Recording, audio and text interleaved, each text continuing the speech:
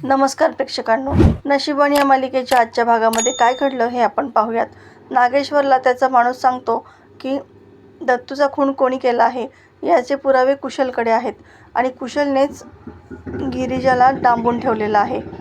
आता नागेश्वर विचार करतो की कुशलकडे दत्तूच्या खुनाचे पुरावे आहेत, याचा अर्थ आमच्या विरोधामध्ये पुरावे आहेत. तरीच म्हटलं, ही गिरिजा लग्नासाठी तयार कशी काय झाली आहे. आता हा कुशल जेलमधून बाहेर कसा पडला या सगळ्याचा शोध घ्यावाच लागणार आहे. नक्की त्याला बाहेर कोणी काढलं असेल बरं. आता इकडे रुद्र शुद्धीवरती येतो आणि वासंती त्याच्यासाठी ब्लॅक कॉफी घेऊन येते, जसं की नागेश्वरने तिला सांगितलेलं असतं. आणि ती तसं रुद्राला सांगते सुद्धा. रुद्राला खूप वाईट वाटतं. मला या अवस्थेमध्ये आबासाहेबांनी पाहिलं का, असंही तो विचारतो. तेव्हा वासंती हो असं म्हणते. तितक्यात विशाखा कॉल करून सांगते की गिरिजाचा कुठेच पत्ता लागला नाही आहे. वासंती म्हणते, अगं असं कसं, तुम्ही अजूनही तिला शोधताय आणि ती कुठेच कशी सापडत नाही आहे. आपल्याला काही करून तिला शोधावंच लागणार आहे. रुद्र हे बोलणं ऐकतो आणि रागातच वासंतीला म्हणतो, आईसाहेब तुम्हाला अजूनही त्या गिरिजावरती विश्वास आहे. गिरिजा नको आहे आपल्या या आयुष्यामध्ये. त्यांना माझं प्रेम का नाही कळलं आईसाहेब. मी इतकं त्यांना प्रेम केलं, पण त्यांनी काय केलं, मला सोडून दिलं, विश्वासघात केला माझा. आता इकडे गिरिजा मात्र रुद्रची वाट पाहत असते. कुशल तिला रुद्रचे दारू पिऊन पडलेले फोटो दाखवतो. गिरिजा खूपच घाबरते. रुद्रला काय केलं आहेस तू, खरं खरं सांग कुशल, असं ती त्याला विचारते. मात्र कुशल काहीही सांगत नाही आणि तोंड बंद ठेवायला सांगतो. इकडे वासंती रुद्रला समजावून सांगत असते. मात्र रुद्र काही ऐकायच्या मनस्थितीमध्येच नसतो. त्याला वारंवार गिरिजाने त्याला डिवोर्स पेपर पाठवले हेच आठवत असतं. तो तसं वासंतीला म्हणतो की आईसाहेब त्या माझ्या समोरही आले नाही आणि त्यांनी मला घटस्फोटाचे कागद दिले. इतका वाईट आहे का मी त्यांच्यावरती इतकं प्रेम केलं, तरीही त्या मला का सोडून गेल्या. आणि तो खूप इमोशनल होऊन वासंतीच्या मांडीवरती डोकं ठेवून रडू लागतो आणि वारंवार सांग ना आई, का बरं त्या मला सोडून गेल्या असतील असं म्हणत असतो. तेव्हा वासंतीच्या तर डोळ्यातील पाणीच थांबत नाही, कारण पहिल्यांदा रुद्रने तिला आई म्हणून हाक मारलेली असते.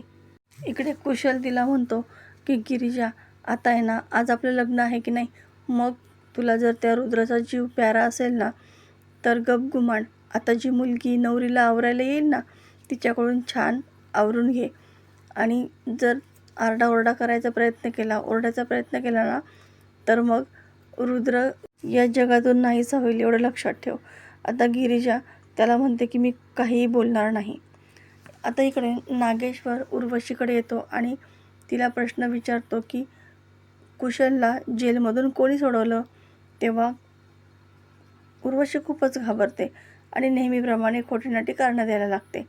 तेव्हा नागेश्वर तिच्यावरती चांगलाच ओरडतो. तुम्हाला कळते का दीदी तुम्ही काय केलं आहे.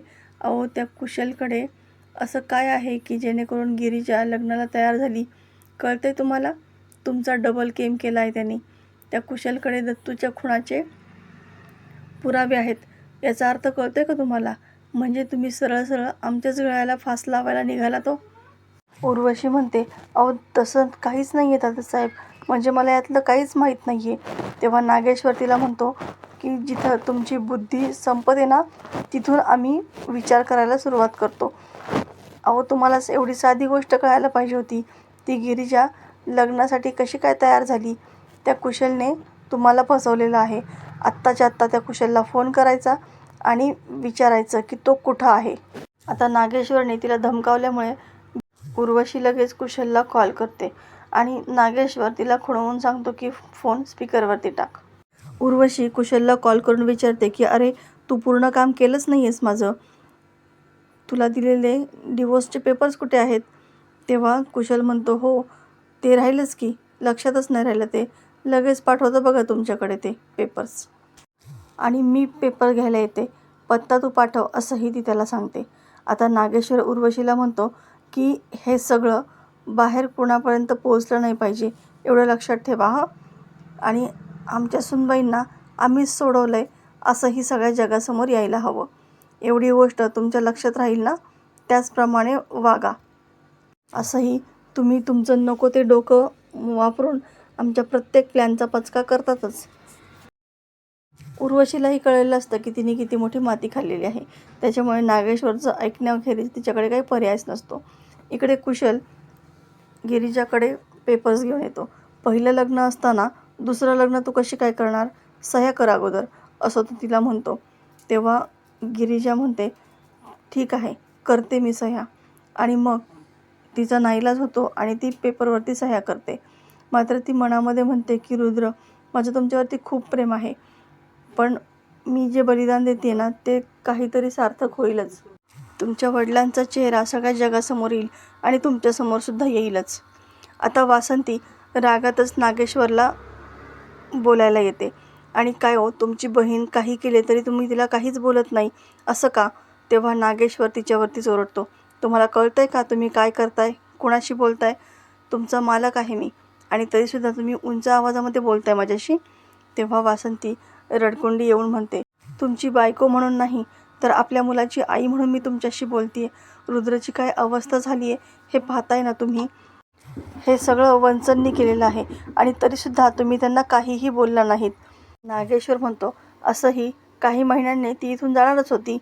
तेव्हा वासंती म्हणते, हो, पण ही गोष्ट मला माहिती आहे. मग तशी त्यालाही माहिती असती तर मग वेगळी गोष्ट होती ना.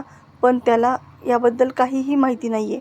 एकतर तुम्ही त्याला या सगळ्या गोष्टीची कल्पना तरी द्या ना, की हे सगळं मी सांगू त्याला. तेव्हा नागेश्वर तिला ओरडतो आणि अजिबात तोंड उघडायचं नाही हा, असंही तिला धमकावतो. तेव्हा वासंती त्याच्यापुढे हात जोडून विनवण्या करू लागते, अहो असं करू नका, गिरिजाला त्याच्या आयुष्यापासून दूर करू नका. नागेश्वर रागातच म्हणतो, आम्ही त्या पोरीला कधीही आयुष्यात माफ करू शकणार नाही. आमची इज्जत, प्रतिष्ठा सगळी तिने धुळीला मिळवली होती. तो दिवस आम्ही कधीही विसरणार नाही ज्या दिवशी आम्ही तिची माफी मागितली होती. तेव्हा नागेश्वरला ते मागचे क्षण आठवत असतात आणि गिरिजाबद्दल त्याच्या मनामध्ये किती राग आहे हे सुद्धा त्याने त्यावेळी बोलून दाखवलेलं असतं. तो वासंतीचंच तोंड दाबतो आणि तिला म्हणतो की तुमचं हे थोबाड बंद ठेवायचं हा, कुठेही उघडायचं नाही, आणि रागातच तो तिथून निघून जातो. तर प्रेक्षकांनो, येणारा भाग अतिशय जबरदस्त आपल्याला पाहायला मिळणार आहे. कुशलने उर्वशीला फसवून दुसरीकडेच बोलवलेलं असतं आणि लग्न मात्र दुसरीकडेच चालू असतं. आता इकडे वासंती, विशाखा आणि श्रीमंत रुद्रची समजूत काढतात आणि तेव्हा त्याला पटतं की गिरिजा असं करू शकत नाही. आता जेव्हा लग्न मंडपामध्ये कुशल तिच्याशी लग्न करणार असतो त्याच वेळेस रुद्र तिथे येतो. तो कुशलचा हात धरतो आणि त्याला चांगलंच खडसावून सांगतो की ह्या बायको आहेत माझ्या, त्याच्यामुळे यांच्यापासून लांब राहायचं. आणि तो कुशलचं आणि तिचं लग्न होण्यापासून थांबवतो. गिरिजाला तर मनातून खूप आनंद होतो की ऐनवेळी रुद्रने येऊन तिचं आयुष्य वाचवलेलं असतं. तर प्रेक्षकांनो, अशाच मालिकेच्या नवनवीन व्हिडिओ अपडेटसाठी चॅनलला सबस्क्राईब करा. नोटिफिकेशनसाठी बेल आयकॉन अवश्य दाबा. व्हिडिओ पाहिल्याबद्दल धन्यवाद.